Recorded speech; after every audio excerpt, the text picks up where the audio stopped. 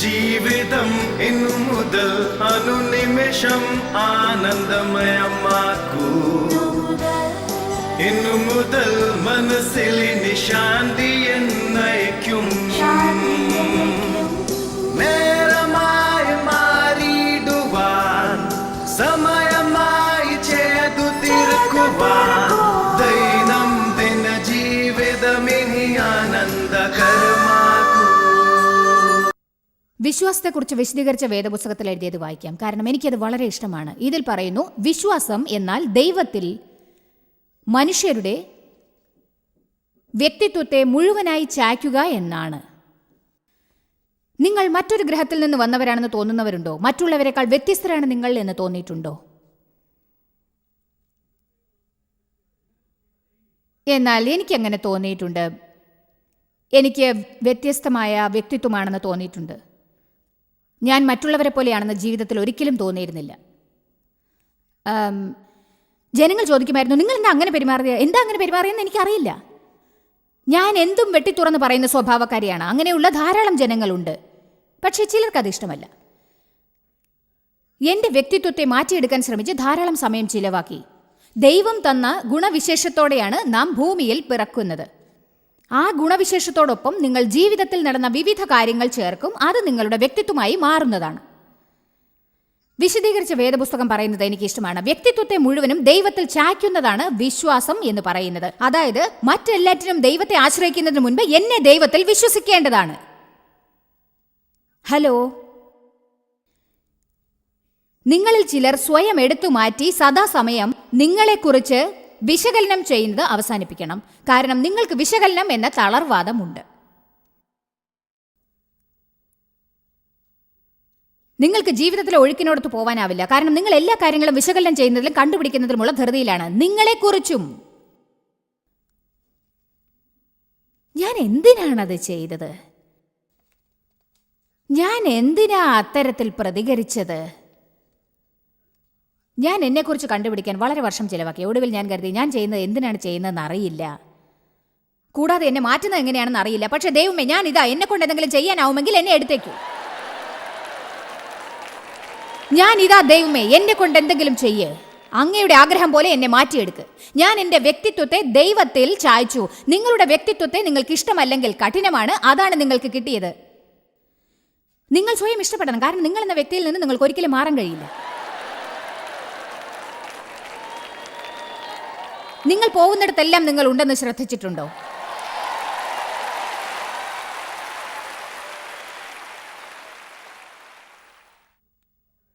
മനുഷ്യരുടെ വ്യക്തിത്വത്തെ മുഴുവൻ ദൈവത്തിങ്കിലേക്ക് ചായ്ക്കുന്നതാണ് വിശ്വാസം എന്ന് പറയുന്നത്. ഇന്ന് ഏതാനും ചിലർ തങ്ങളെ സ്വീകരിക്കാൻ തയ്യാറാവണം എന്ന് ഞാൻ കരുതുന്നു. നിങ്ങൾക്ക് മാറ്റം ഉണ്ടാവരുതെന്ന് ഞാൻ പറയുന്നില്ല. ഞാൻ മാറണം, നിങ്ങൾ മാറണം. പക്ഷെ നിങ്ങളെ വെറുക്കുന്നത് നിങ്ങളെ മാറ്റാൻ പോകുന്നില്ല. നിങ്ങളെ തിരസ്കരിക്കുന്നത് മാറ്റില്ല. നിങ്ങളെ ദൈവത്തിങ്കിൽ നിക്ഷേപിക്കൂ. എന്നിട്ട് പറയൂ, ഞാനിതാ, വിചിത്രമായ വ്യക്തിത്വമുള്ള ഞാനിതാ ദൈവമേ. ഞാനൊരു കാര്യം പറയട്ടെ, നിങ്ങൾ ദൈവത്തിന് അതിശയമല്ല. അവൻ നിങ്ങളുമായി ബന്ധം സ്ഥാപിക്കാൻ വിളിച്ചപ്പോഴേ നിങ്ങളിൽ നിന്ന് എന്ത് കിട്ടുമെന്ന് അവനറിയാം. അവൻ നിങ്ങളെ രക്ഷിച്ച ശേഷം ഇങ്ങനെ പറഞ്ഞില്ല, നീ ഇങ്ങനെയാണെന്ന് എനിക്ക് അറിയില്ലായിരുന്നു.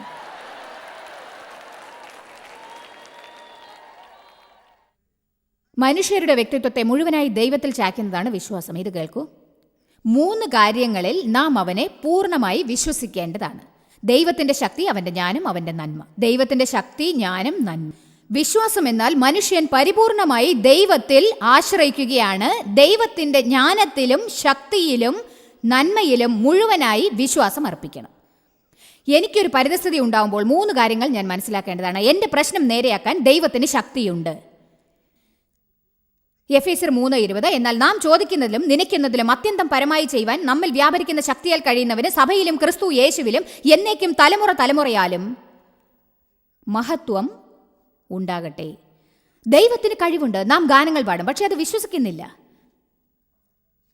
ദൈവം ജ്ഞാനമാണ്. നാം ദൈവത്തിന്റെ ജ്ഞാനത്തിൽ വിശ്വസിക്കണം. നമുക്ക് എന്തൊക്കെ പ്രശ്നങ്ങൾ ഉണ്ടായാലും അത് പരിഹരിക്കാൻ അവൻ അറിയാം. ദൈവമേ, എന്ത് ചെയ്യണമെന്ന് എനിക്കറിയില്ല.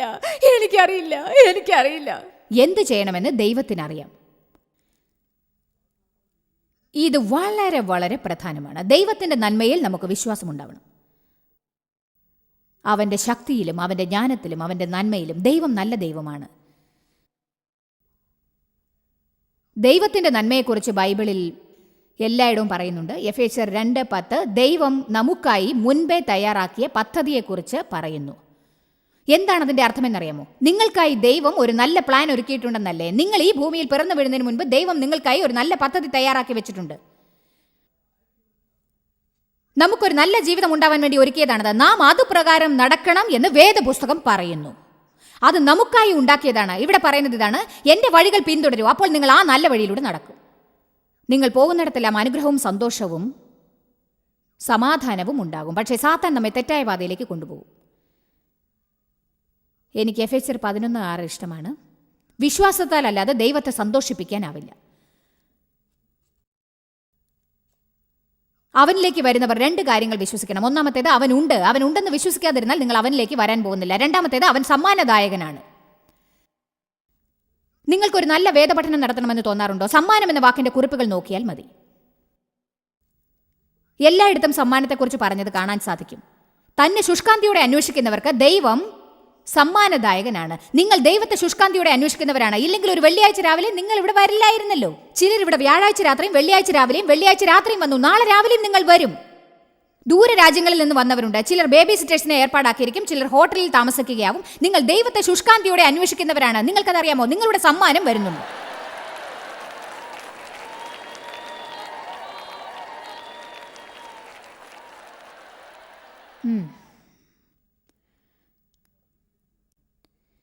സങ്കീർത്തനം 62:1-2, സങ്കീർത്തനം 62:5-8 വരെ പറയുന്നു: എൻ്റെ ഉള്ളം ദൈവത്തെ നോക്കിയിരിക്കുന്നു, അവൻ എൻ്റെ പാറയും ആപത്തിൽ എൻ്റെ രക്ഷയുമാകുന്നു. ഇങ്ങനെ പറയുന്നതിൻ്റെ അർത്ഥം എന്താണ്? ദൈവത്തിന് എൻ്റെ ഉള്ളം കാത്തിരിക്കുന്നു. നിങ്ങളുടെ ഉള്ളം മനസ്സും ആഗ്രഹവും വികാരങ്ങളുമാണ്. നിങ്ങൾ ദൈവത്തെ വിശ്വസിക്കുമ്പോൾ അവൻ്റെ ഉത്തരത്തിനായി കാത്തിരിക്കുന്നു എന്നർത്ഥം. ഉത്തരം കണ്ടുപിടിക്കാൻ ഞാൻ ശ്രമിക്കില്ല, ദൈവത്തിനായി കാത്തിരിക്കും.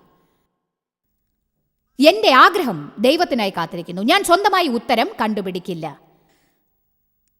ഞാനത് മാറ്റാൻ സ്വയം ശ്രമിക്കില്ല. പക്ഷേ യേശു ഗെത്സമനെ തോട്ടത്തിൽ ചെയ്തതിലേക്ക് എന്നെ കൊണ്ട് വളരാനാവും എന്ന് പറയുന്നു. പിതാവേ, കഴിയുമെങ്കിൽ ഈ പാനപാത്രം എങ്കിൽ നിന്ന് നീക്കണമേ, എങ്കിലും എൻ്റെ ഇഷ്ടമല്ല നിന്റെ ഇഷ്ടം നടക്കട്ടെ. ലൂക്കോസ് 22:42. ഇവിടെയാണ് നാം എത്തിച്ചേരേണ്ടത്. ദൈവമേ, ഇതെനിക്ക് ഇഷ്ടമല്ല, എനിക്ക് വേദനിക്കുന്നുണ്ട്. ഇതല്ല ഞാൻ പ്ലാൻ ചെയ്തത്, ഇതല്ല എനിക്ക് വേണ്ടത്. ദൈവമേ, ഇതെൻ്റെ ജീവിതത്തിൽ നിന്ന് മാറ്റണമേ. പക്ഷേ നിന്റെ പ്ലാൻ അതല്ലെങ്കിൽ ആ കപ്പിൽ നിന്ന് കുടിക്കാനുള്ള കൃപ എനിക്ക് തരണേ. കീഴടങ്ങലിൽ സമാധാനമുണ്ട്. നാം പോരാടുമ്പോഴാണ് ഈ കാര്യങ്ങളൊന്നും മുന്നോട്ട് പോവാത്തത്. നമ്മുടെ ജീവിതത്തിലെ പല കുഴപ്പങ്ങളും ഉണ്ടാവാൻ കാരണം എന്താണെന്നോ? ഒന്നുകിൽ നമുക്ക് ഇഷ്ടപ്പെടാത്ത ഒരു കാര്യത്തെ ഒഴിവാക്കാൻ ശ്രമിക്കും, പക്ഷേ അത് ഒഴിഞ്ഞു പോവില്ല.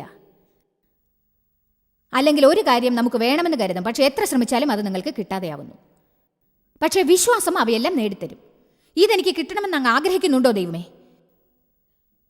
എങ്കിലത് സ്വീകരിക്കും. എന്നിൽ നിന്ന് അകലേണ്ട സമയമാണെങ്കിൽ എന്നിൽ നിന്ന് പോവും. വിശ്വാസവും പ്രത്യാശയും നമ്മെ ദൈവത്തിന്റെ സ്വസ്ഥതയിലേക്ക് കൊണ്ടുവരും.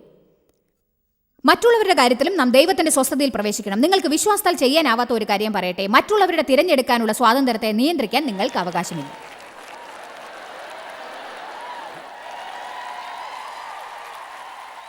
കുതിരയെ വെള്ളത്തിനടുത്തേക്ക് കൊണ്ടുപോകാം, പക്ഷെ വെള്ളം കുടിപ്പിക്കാൻ സാധിക്കില്ല. ജനങ്ങളെ നേരായി ജീവിപ്പിക്കാനോ ദൈവത്തെ സ്നേഹിപ്പിക്കാനോ നിങ്ങൾക്ക് സാധിക്കില്ല. എനിക്ക് എല്ലാവരുടെയും തല തുറന്ന് ദൈവവചനം കുത്തി നിറയ്ക്കണം എന്ന ആഗ്രഹമുണ്ട്.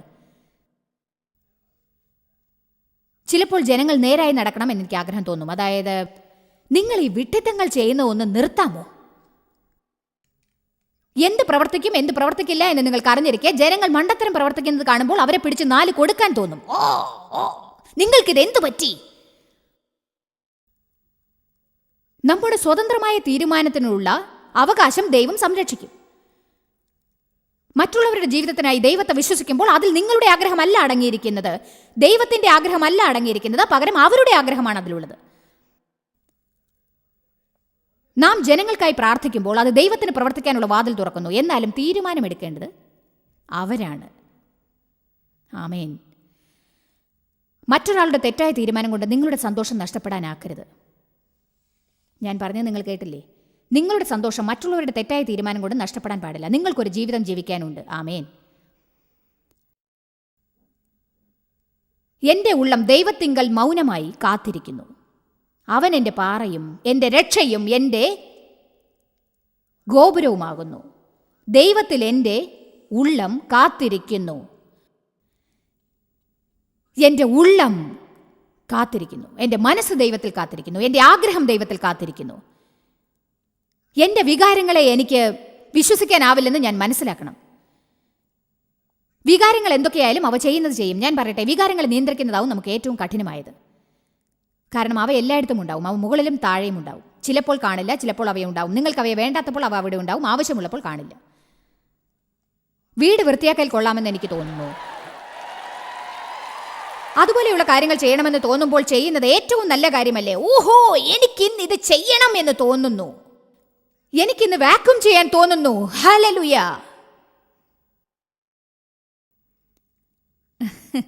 അതേപോലെ നാം ചെയ്യേണ്ടതായ പല കാര്യങ്ങളും നമുക്ക് ചെയ്യാൻ തോന്നാത്തത് അത്ഭുതമല്ലേ? പിന്നെ നാം ചെയ്യാൻ പാടില്ലാത്ത കാര്യങ്ങൾ ചെയ്യാൻ വികാരങ്ങൾ നമ്മെ പ്രേരിപ്പിക്കും. അതുകൊണ്ട് നമുക്ക് വികാരങ്ങളെ ആശ്രയിക്കാനേ പറ്റില്ല. സങ്കീർത്തനം 34 പറയുന്നു, ഞാൻ ദൈവത്തെ എപ്പോഴും വാഴ്ത്തും.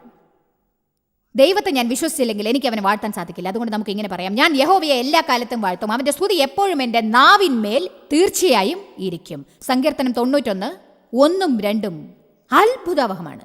അത്യുന്നതന്റെ മറവിൽ വസിക്കുകയും സർവശക്തന്റെ നിഴലിൻ കീഴിൽ പാർക്കുകയും ചെയ്യുന്നവൻ യഹോവയെക്കുറിച്ച് അവൻ എൻ്റെ സങ്കേതവും കോട്ടയും ഞാൻ ആശ്രയിക്കുന്ന എൻ്റെ ദൈവവും എന്ന് പറയുന്നു. അവൻ നിന്നെ വേട്ടക്കാരന്റെ കണിയിൽ നിന്നും നാശകരമായ മഹാമാരിയിൽ നിന്നും വിടുവിക്കും. ഞാൻ യഹോവയെ എന്നേക്കും വാഴ്ത്തും. നാം ദൈവത്തെ വിശ്വസിക്കണം. ഇത് ശ്രദ്ധിച്ച് കേൾക്കണം. ഓരോ കാര്യത്തിലൂടെയും നാം ദൈവത്തെ വിശ്വസിക്കണം. വെറും കാര്യങ്ങൾക്കായല്ല. ഞാൻ പറയുന്നത് കേട്ടല്ലോ. ഇന്നിവിടെ വന്നിട്ടുള്ളവരിൽ ചില കാര്യങ്ങൾക്കായി ദൈവത്തെ വിശ്വസിക്കുന്നവരുണ്ട്. പക്ഷേ ഇവിടെയുള്ള മറ്റ് ചിലർ ചില കാര്യങ്ങളിലൂടെ കടക്കുകയാണ്. ദൈവം എപ്പോഴും എല്ലാറ്റിൽ നിന്നും നമ്മെ വിടുവിക്കില്ല. വേദപുസ്തകം പറയുന്നു, അതെ, കൂരിരുൾ താഴ്വരയിൽ കൂടി നടന്നാലും ഞാൻ യാതൊരു അനർത്ഥവും ഭയപ്പെടുകയില്ല എന്ന്. ഞാൻ വെള്ളത്തിലൂടെ കടക്കുമ്പോൾ മുങ്ങിപ്പോകില്ല, ഞാൻ തീയിലൂടെ കടക്കുമ്പോൾ എനിക്ക് പൊള്ളലേൽക്കില്ല. ശദ്രക്, മേശക്, അബ്ദേനഗോ ഇവർ എരിയുന്ന തീച്ചൂളയിൽ ഇടപെട്ടു. പക്ഷേ തീച്ചൂളയിൽ അവരോടൊത്ത് 4-മതൊരാളും കൂടി ഉണ്ടായിരുന്നു. അവർ പുറത്തു വന്നപ്പോൾ അവരുടെ മേൽ പുകവാസന പോലും ഇല്ലായിരുന്നു.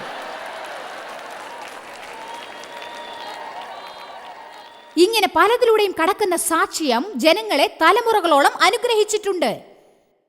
ശദ്രക്കും മേശക്കും അബ്ദേനഗോയും ആ പരിതസ്ഥിതിയിൽ കടക്കാനിടയായെന്ന സത്യം നമ്മിൽ എത്ര പേർക്കാണ് പ്രചോദനം ഉണ്ടാക്കുക? പക്ഷേ ആ പരിതസ്ഥിതിയിൽ നിന്ന് വിമോചിതരാവാൻ അവർ അതിയായി ആഗ്രഹിച്ചിരിക്കാം. പക്ഷേ വിമോചിതരായില്ല.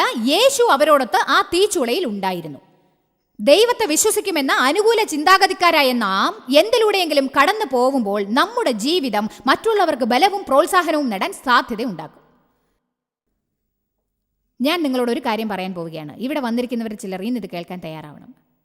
നിങ്ങൾ ഈ കാര്യത്തിൽ ശ്രദ്ധ പതിപ്പിച്ച് ഇതിൽ ധ്യാനിച്ച് ദൈവത്തോട് നിങ്ങളുടെ ദൃഢതയ്ക്കായി അപേക്ഷിക്കുകയാണെങ്കിൽ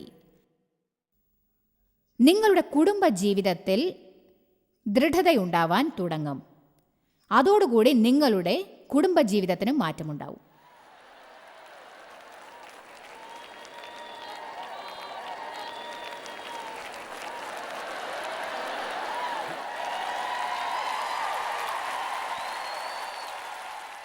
ദൃഢതയുള്ളവരായിരിക്കുക. ഡേവിന്റെ ദൃഢതയിൽ എനിക്ക് അസൂയ തോന്നിയിരുന്നു. നമ്മെക്കുറിച്ച് അസൂയപ്പെടത്തക്കവണ്ണം നമ്മെ അനുഗ്രഹിക്കാൻ ദൈവം ആഗ്രഹിക്കുന്നുണ്ട് എന്ന് ബൈബിൾ പറയുന്നുണ്ട്. നിങ്ങളുടെ ജോലി സ്ഥലത്തുള്ളവർ നിങ്ങളുടെ സമാധാനത്തിൽ അസൂയപ്പെടുന്നത് അവരെ ഒരു വിധത്തിലും വേദനിപ്പിക്കില്ല. കാരണം അവർക്ക് വേണ്ടത്ര വാഞ്ചയുണ്ടെങ്കിൽ അവർ നിങ്ങളുടെ ദൃഢതയ്ക്കുള്ള കാരണം അന്വേഷിക്കും, അതിന് എത്ര വില കൊടുക്കേണ്ടി വന്നാലും ശരി. നാം ശ്രദ്ധ കേന്ദ്രീകരിച്ച് പഠിക്കേണ്ട കാര്യങ്ങളിൽ ഒന്ന് ദൃഢതയാണ് എന്ന് ഞാൻ വിശ്വസിക്കുന്നു. എപ്പോഴും എല്ലായിടത്തിലും ഉണ്ടായിരിക്കണം എന്നതല്ല. വിശ്വാസത്തിൽ നിന്ന് വിശ്വാസത്തിലേക്കും സംശയത്തിലേക്കും അവിശ്വാസത്തിലേക്കും ഭയത്തിലേക്കും പോയി ഒരല്പം വിശ്വാസം ഉണ്ടാവുകയല്ല. ഞായറാഴ്ച നമുക്ക് വിശ്വാസം ഉണ്ടാവും, തിങ്കളാഴ്ച വിശ്വാസം ഇളകും. ഈ പറഞ്ഞത് ഒരൊറ്റ രാത്രി കൊണ്ട് നടക്കുന്നതല്ല. പണ്ട് ഞാൻ വളരെ ദൃഢതയില്ലാത്തവളായിരുന്നു. എനിക്കറിയാത്ത ഒരു കാര്യത്തെക്കുറിച്ചല്ല ഞാനിപ്പോൾ സംസാരിക്കുന്നത്. നാം ദൈവത്തെ പല കാര്യങ്ങൾക്കായി വിശ്വസിക്കണം. ഞാൻ പല കാര്യങ്ങൾക്കായി ദൈവത്തെ വിശ്വസിക്കാൻ ധാരാളം സമയം ചിലവാക്കി. എനിക്ക് ഇത് വേണം, അത് വേണം, ഇത് വേണം, അത് വേണം. എന്നിട്ട് ആ സമയത്ത് ഇത്തരം കാര്യങ്ങൾ നേടുന്നതല്ല എൻ്റെ ജീവിതത്തിൽ ഏറ്റവും പ്രധാനപ്പെട്ടതെന്ന് ദൈവം എനിക്ക് കാണിച്ചു തരാൻ തുടങ്ങി. അതിന് പിന്നീട് സമയം വരുമെന്നും ദൈവം എന്നെ പഠിപ്പിക്കാൻ ആഗ്രഹിച്ചത് ഓരോ കാര്യത്തിലൂടെയും ദൃഢതയോടെ എങ്ങനെ പോകാം എന്നാണ്. നല്ല മനോഭാവം പുലർത്തിക്കൊണ്ട് എങ്ങനെയാണ് പലതിലൂടെയും കടന്നു പോവുക. ഞാൻ പലതിലൂടെയും കടക്കുമ്പോഴും മറ്റുള്ളവരെ സഹായിക്കാനായി എങ്ങനെയാണ് അവർക്ക് വേണ്ടി ഈ കാര്യങ്ങളിലൂടെ കടക്കുക എന്നും പഠിച്ചു. ആമേൻ. നിങ്ങൾ വേദനിച്ചുകൊണ്ടിരിക്കുമ്പോൾ മറ്റുള്ളവരെ സഹായിക്കാൻ ആർക്കാണ് തോന്നുക? ആർക്കുമില്ല. നാം ചിലതിലൂടെ കടക്കുമ്പോൾ നമുക്ക് മറ്റുള്ളവരെ സഹായിക്കാൻ തോന്നില്ല. പക്ഷെ അതാണ് ഈ ലോകത്തിൽ മറ്റുള്ളവരിലേക്ക് കടക്കാനുള്ള ഏക വഴി. നമുക്ക് കടക്കാൻ ഇഷ്ടപ്പെടാത്തപ്പോൾ. യേശുവിന് കുരിശുമരണം ഇഷ്ടമായിരുന്നിരിക്കില്ല, പക്ഷേ യേശു മരിച്ചു. നാം ദൈവത്തെ വിശ്വസിക്കേണ്ട മറ്റു ചില കാര്യങ്ങൾ എന്തൊക്കെയാണ്? നാം അവനെ എല്ലാ കാലത്തിലും വിശ്വസിക്കണം. നാം അവനെ പല കാര്യങ്ങളിലും വിശ്വസിക്കണം. പല കാര്യങ്ങൾക്കായും വിശ്വസിക്കണം. എന്താണ് സംഭവിക്കുന്നതെന്ന് അറിയാത്തപ്പോഴും നാം ദൈവത്തെ വിശ്വസിക്കണം. അതുമാത്രമല്ല, അതറിയാതിരിക്കുന്നതാണ് നമുക്ക് നല്ലതെന്ന് പഠിക്കുകയും വേണം. നമുക്കറിയാത്ത ചിലതിനെക്കുറിച്ച് ചിന്തിച്ച് നാം വെറുതെ സമയം പാഴാക്കുന്നുണ്ടെന്ന് എനിക്ക് തോന്നുന്നു. അതറിയാതിരിക്കുന്നതാണ് നമുക്ക് നല്ലത് എന്നറിയണം. എൻ്റെ ഭാവി എന്തായിത്തീരും എനിക്കറിയില്ല. എൻ്റെ മക്കൾ എന്താണ് ചെയ്യാൻ പോകുന്നതെന്ന് ആർക്കറിയാം? എനിക്കറിയില്ല. എല്ലാം അറിയുന്നവനെക്കുറിച്ച് അറിയുന്നതിൽ നമുക്ക് ആശ്വാസം തോന്നണം. എല്ലാം അറിയുന്നതിലല്ല, പകരം എല്ലാം അറിയുന്നവനെ അറിയുന്നതിൽ. ഇയ്യോബ് പറഞ്ഞു, അവൻ എന്നെ അടിച്ചാലും ഞാൻ അവനെ വിശ്വസിക്കും. തൻ്റെ ജീവിതത്തിൽ എന്താണ് സംഭവിക്കുന്നതെന്ന് ഇയ്യോബിന് അറിയില്ലായിരുന്നു. പക്ഷേ അയാൾ ഒരു തീരുമാനമെടുത്തു, എന്തായാലും ദൈവത്തെ വിശ്വസിക്കും. നിങ്ങൾക്കൊരിക്കലും ജീവിതത്തിൽ സമാധാനം ഉണ്ടാവില്ല. എല്ലാറ്റിനും കാരണം കണ്ടുപിടിക്കുന്നത് അവസാനിപ്പിക്കാതെ ഒരിക്കലും നമുക്ക് ദൈവത്തിൻ്റെ സ്വസ്ഥതയിൽ പ്രവേശിക്കാൻ സാധിക്കുകയില്ല. ദൈവത്തെ പരിപൂർണ്ണ ഹൃദയത്തോടെയും മനസ്സോടെയും വിശ്വസിക്കുക. സ്വന്തം വിവേകത്തിൽ ഊന്നരുത്. എല്ലാ വഴികളിലും അവനെ നനച്ചുകൊള്ളുക. അവൻ നിന്റെ പാതകളെ നേരെയാക്കും. നിനക്ക് തന്നെ നീ ജ്ഞാനിയായി തോന്നരുത്. സദൃശവാക്യം 3:5-7 വരെ. പൂർണ്ണ ഹൃദയത്തോടെ യഹോവയിൽ ആശ്രയിക്കുക. ദൈവത്തെ വിശ്വസിക്കുന്നെന്ന് പറഞ്ഞിട്ട് ഹൃദയത്തിൽ കുഴപ്പത്തോടെ ഇരിക്കാനാവില്ല. എന്തിലൂടെ കടക്കേണ്ടി വന്നാലും അനുകൂലമായ മനോഭാവം പുലർത്തുക. എന്തിലൂടെ കടക്കേണ്ടി വന്നാലും അനുകൂല മനോഭാവം പുലർത്തുക. പല്ല് കടിച്ചിരിക്കേണ്ടി വന്നാലും ശരി. ഇത് കഠിനമാണ്. വികാരങ്ങൾ വാക്കിലൂടെ വരാൻ ആഗ്രഹിക്കും. നമുക്കത് പ്രത്യക്ഷമാക്കണം. ശരിയല്ലേ? ഞാൻ പറഞ്ഞത് എത്ര പേർക്ക് മനസ്സിലായി? നിങ്ങൾ പ്രദർശിപ്പിക്കാറുണ്ടോ? ആശ്വാസത്തോടെ ജീവിക്കണമെങ്കിൽ എല്ലാ കാര്യങ്ങളും കണ്ടുപിടിക്കണം എന്ന സ്വഭാവക്കാരെങ്കിലും ഇവിടെയുണ്ടോ? ഞാൻ അങ്ങനെയായിരുന്നു. ഒടുവിൽ അറിയാതിരുന്നാലേ സ്വസ്ഥതയുണ്ടാവൂ എന്നായി. ഇങ്ങനെ പറയുന്നതിൽ എനിക്ക് ആശ്വാസം തോന്നി. എന്താണ് നടക്കുന്നതെന്ന് എനിക്കറിയില്ല, ദൈവത്തിനറിയാം. യോസെഫ് ചെയ്യാത്ത കുറ്റത്തിന് 13 വർഷം തടവിൽ കഴിഞ്ഞപ്പോൾ എങ്ങനെ ഉണ്ടായിരുന്നിരിക്കും? അത് കണ്ടുപിടിക്കാൻ വളരെ കഠിനമായിരിക്കും. ശരിയല്ലേ? ഞാൻ ഇങ്ങനെ പറയും, ഞാൻ ദൈവത്തെ വിശ്വസിക്കുന്നു, ഞാൻ ദൈവത്തെ വിശ്വസിക്കുന്നു. ഒരു കാര്യത്തിലൂടെ എളുപ്പം കടക്കാമെന്ന് നിങ്ങൾക്ക് അറിയുമ്പോൾ നിങ്ങളെ അതേ കാര്യത്തിനായി കഠിനമായ വഴികളിലൂടെ നടത്തപ്പെടുമ്പോൾ ദൈവത്തെ വിശ്വസിക്കണം. നിങ്ങൾ ആവശ്യപ്പെടുന്നത് യാതൊരു പ്രയാസവും കാഠിന്യവും ഇല്ലാതെ ദൈവത്തിന് ചെയ്യാനാവുമെന്നറിയാമോ? ദൈവത്തിന് വഴി ഉണ്ടാക്കാനാവും. പക്ഷേ ഏതോ ഒരു കാരണത്താൽ നിങ്ങൾ വീണ്ടും വീണ്ടും വീണ്ടും വീണ്ടും അതിലൂടെ കടക്കേണ്ടി വരുന്നു. ആവർത്തന പുസ്തകം 8-ാം അധ്യായത്തിൽ പറയുന്നു, നോക്കാം.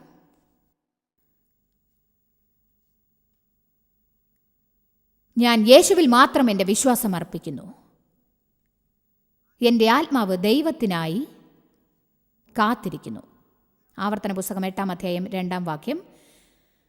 നിന്റെ യഹോവയായ ദൈവം നിന്നെ താഴ്ത്തുവാനും തൻ്റെ കൽപ്പനകൾ പ്രമാണിക്കുമോ ഇല്ലയോ എന്ന് നിന്നെ പരീക്ഷിച്ച് നിന്റെ ഹൃദയത്തിലിരിക്കുന്നത് അറിയുവാനുമായി നിന്നെ ഈ 40 സംവത്സരം നടത്തിയ വിധമൊക്കെയും നീ ഓർക്കണം എന്ന് പറയുന്നു.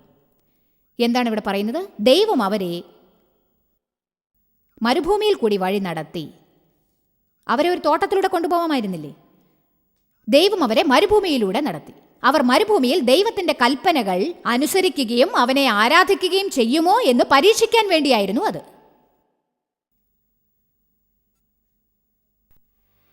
നാം കടന്നു പോകുന്ന ചില കാര്യങ്ങൾ പരീക്ഷയായിരിക്കും.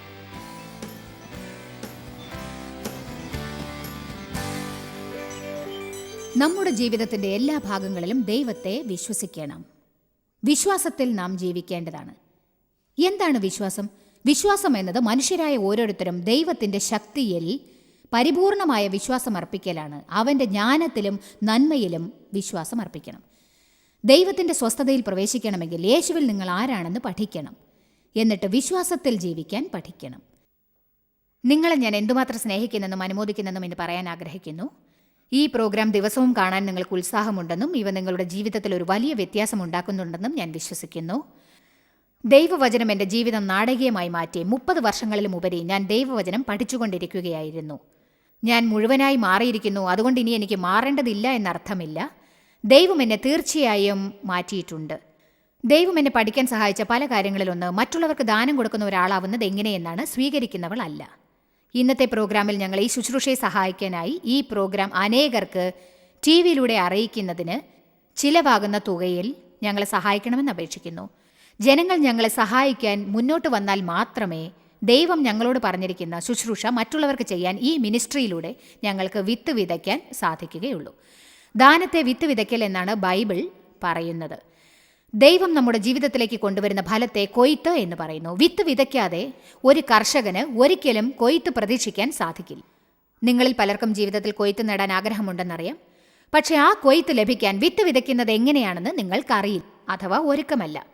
അതുകൊണ്ട് നിങ്ങൾ വിശ്വാസത്തോടെ ഇന്ന് വിത്ത് വിതച്ചാൽ, മറ്റുള്ളവരെ സഹായിക്കാൻ വേണ്ടിയോ ഞങ്ങളെ സ്നേഹിക്കുന്നത് കൊണ്ടോ അല്ലെങ്കിൽ ദൈവം ജീവിതത്തിൽ ചെയ്ത നന്മയ്ക്ക് നന്ദി കാണിക്കാൻ വിത്ത് വിതച്ചാൽ നിങ്ങളുടെ ജീവിതത്തിൽ മഹത്തായ കൊയ്ത്ത് നേടാൻ ഇടയുണ്ടാവും എന്ന് ഞാൻ വിശ്വസിക്കുന്നു. ബൈബിൾ വളരെ ലളിതമായി ഗലാത്യർ 6:7 പറയുന്നു, വഞ്ചിക്കപ്പെടാതിരിപ്പിൻ, ഒരിക്കലും ദൈവത്തെ പരിഹസിക്കാൻ പാടില്ല. മനുഷ്യൻ വിതയ്ക്കുന്നത് തന്നെ കൊയ്യും. ജഡത്തിൽ വിതയ്ക്കുന്നവൻ ജഡത്തിൽ നിന്ന് നാശം കൊയ്യും. ആത്മാവിൽ വിതയ്ക്കുന്നവൻ ആത്മാവിൽ കൊയ്യും. വിതയും കൊയ്ത്തും ദൈവത്തിൻ്റെ വളരെ എളുപ്പമുള്ള തത്വമാണ്. ഒരു പുരോഹിതൻ കാണിക്ക ലഭിക്കാൻ വെറുതെ പറയുന്ന ഒരു കാര്യമല്ല ഇത്. ദൈവമാണത് പറഞ്ഞിരിക്കുന്നത്. ദാനം ചെയ്യുന്നവർക്ക് മാത്രമേ കൊയ്ത്ത് ലഭിക്കുകയുള്ളൂ. ഇത് പറയുന്നത് എന്താണെന്ന് വെച്ചാൽ, ഒരു മനുഷ്യൻ വിതയ്ക്കുന്നത് എന്താണോ അതുതന്നെയാണ് അവൻ കൊയ്യുക എന്നാണ്. നിങ്ങൾക്ക് വേണ്ടി ദൈവം മനസ്സിനകത്ത് ഒരു കൊയ്ത്ത് കരുതിയിട്ടുണ്ട്. ദൈവം അനുഗ്രഹിക്കട്ടെ. நீங்கள் அறிந்திருப்பதை காட்டிலும் ஜாய்ஸ் மேயர் ஊழியங்களில் நீங்கள் மிக முக்கியமானவர்கள். இந்த உலக ஊழியத்தை சாத்தியமாக்குவதற்காய் உங்களை பாராட்டுகிறோம். நண்பர்களுக்கும் பங்காளர்களுக்கும் நன்றி கூறுகிறோம். நாம் இணைந்து பசித்தோர்க்கு உணவும் ஏழைக்கு உடையும் தேசங்களுக்கு நற்செய்தியும் வழங்குகிறோம். உங்கள் ஜெப வேண்டுதல்களை பகிர்ந்து கொள்ள, ஆதாரங்கள் குறித்து மாநாட்டு விவரங்கள் காண, உலகமெங்கும் கிறிஸ்துவின் அன்பை பகிர்ந்து கொள்ள எங்களுடன் பங்காளர்களாக எங்களை தொடர்பு கொள்ளுங்கள் அல்லது jmmindia.org க்கு லாக் ஆன் செய்யுங்கள்.